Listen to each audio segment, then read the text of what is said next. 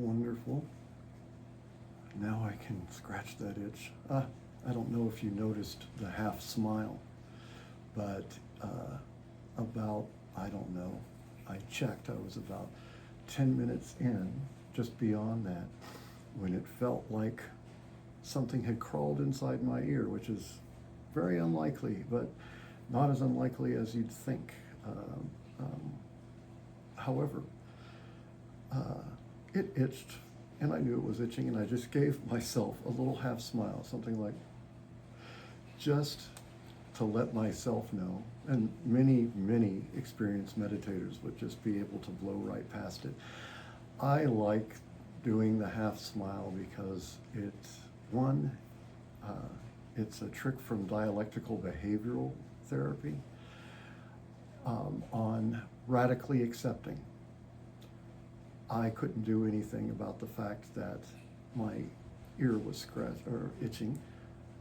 I could have dug it right in, but that's when you see a therapist and meditation teacher doing this, you probably have a different idea of what it's about than what it is. But beyond that, we've all had ear itches that feel like they're coming from inside. There's usually not a bug there. Once when I was playing golf 40 years ago, riding on a cart, a bug did just somehow thwap itself right inside there, and it wasn't until I could get to a place where I had a cup of water and poured it into my ear, and the little bugger climbed out. And I was only 16. I was doing meditation from time to time, but it had not really set in yet. I was more interested in the geek tricks or the ED tricks that people can achieve. So, but when it came out, I didn't stomp on it, I didn't flush it down the toilet, I just went to the backyard and tossed it. He didn't look like he was doing great, but I didn't ask him to fly into my ear either. But it's one thing just to be able to endure a slight interruption. I also only became aware about 5 minutes into the sit that there was a really good chance that I would get a delivery before it was over. And that sat with me for about 30 seconds. I know the delivery man. He would walk and see through the window that I was meditating, and I don't know how he'd react to that. Most likely he'd just say, oops, and put everything down in front of my office door. But once I knew that and understood that, I was able to return to the breath, to return to the seat. This is to illustrate that having a good sit is not defined by not being able to keep your mind from wandering. That is not the goal. There's a concept within Buddhism called striving by not striving. And what I tell folks, and I'll repeat myself many times in this series, but striving by not striving is the notion that we've all heard meditation can lower your blood pressure. It can make you a better person. It can make you meet the world with more peace. And I'll tell you, people who are just beginning meditation, most of them don't have those experiences. And the ones that report that they do really want those experiences. That doesn't mean they're not real, but they came in to want it, but they tend not to stay. The overall joke is the first meditation session, somebody says, wow, I've never experienced this before, isn't this great? The second meditation experience is different for whatever reason. What usually is just because it's a different day. And they come back and say, I'm not doing it right. I must not be doing it right. I didn't get that feeling from that I got the first time. Well, of course you can't. There's only one first time. But to kick yourself and say, I can't do it right, is why very often meditation teachers everywhere know this to be true.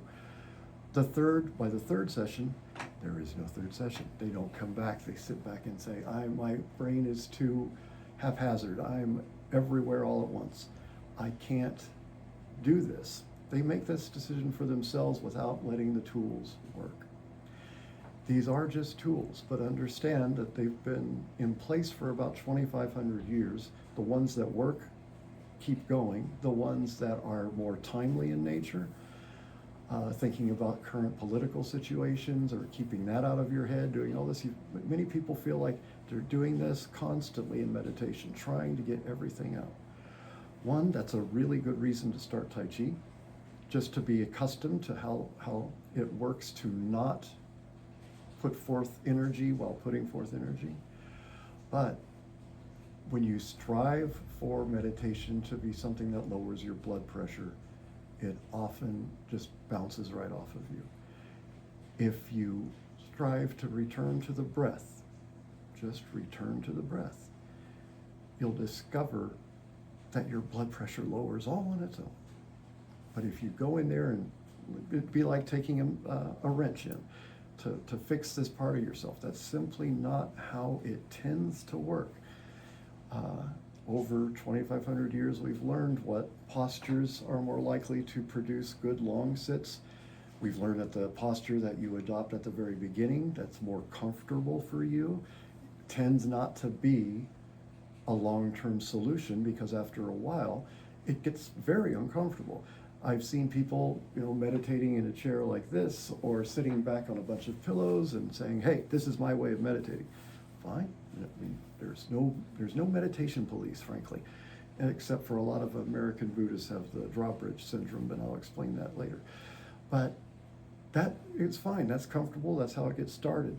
10 to 1, he falls asleep in a 20-minute sit. 100 to 1, 100% rather, he falls asleep if it's an hour-long sit. When you're seated upright with that pole going through your head to the top of the heavens, it's uncomfortable as hell at first. Sitting in the lotus position is uncomfortable as hell at first. Why are we pretending it's not? The first 2 years of resuming meditation for me, I occasionally had some very serious discussions with my knee about the benefits of this practice, because my knee didn't like it at all. So for the first year or so, I could only get through a sit by sitting like this. It's not the most comfortable long-term solution. It does not really give you any advantage after about 10 minutes. You start to be aware of the slight imbalance that's required for this kind of posture. So if you can tough it out, and I'm not saying I toughed it out, I eventually moved past it without trying. And now I'm of the age and of the experience, and don't expect to have this experience. If you do, wonderful. Don't expect it.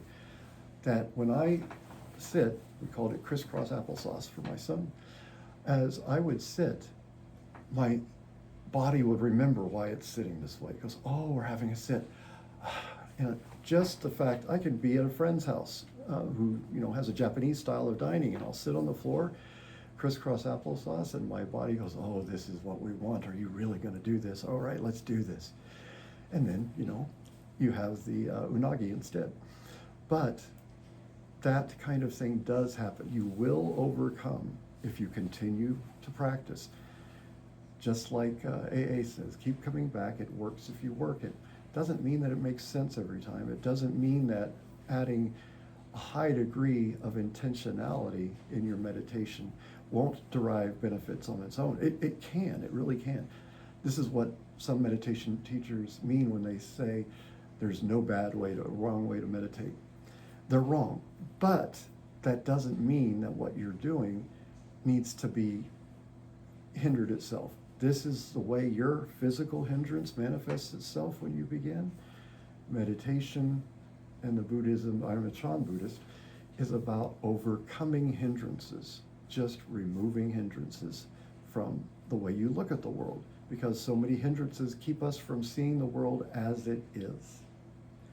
But those that are able to reduce these hindrances, remove them one at a time. If we remove them all, we get a prize.